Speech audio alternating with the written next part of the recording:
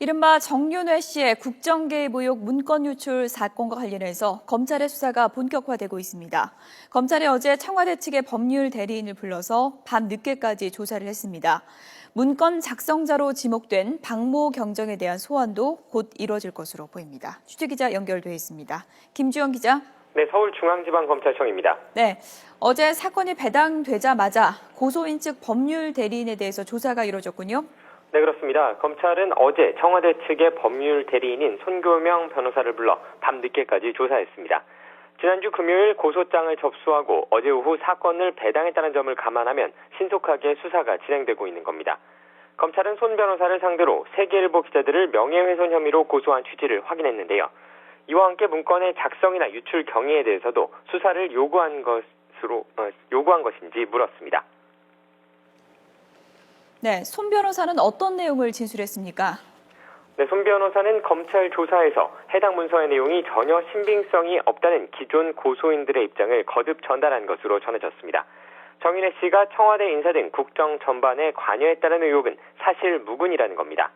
다만 문건이 허위라 하더라도 대통령의 직무수행과 관련해 생산되고 보유된 것인 만큼 대통령 기록물에 해당해 현행법 위반이라는 점을 강조한 것으로 알려졌습니다.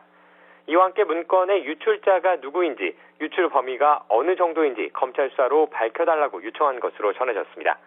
청와대 측은 문서를 유출한 사람이자 작성자로 공직기강 비서실에서 일했던 박모 경정을 의심하고 있는데요. 박 경정은 모든 혐의를 강하게 부인하는 가운데 검찰에서 모든 사실을 밝히겠다는 입장인 만큼 박 경정에 대한 소환 조사는 조만간 이루어질 것으로 예상됩니다. 네, 지금 수사가 본격화되면서 박경정뿐 아니라 지금 관련자들의 소환도 줄줄이 이어지겠군요. 네, 검찰이 고소인 측 법률 대리인에 대한 조사를 진행하면서 통상적인 수사 절차에 따라 고소인 조사가 진행됩니다. 고소인들은 청와대 비서관과 행정관 8명이 우선 조사 대상입니다. 수사에 적극적인 의사를 밝히고 있어 이들에 대한 조사는 이번 주 안에 마무리될 수도 있습니다.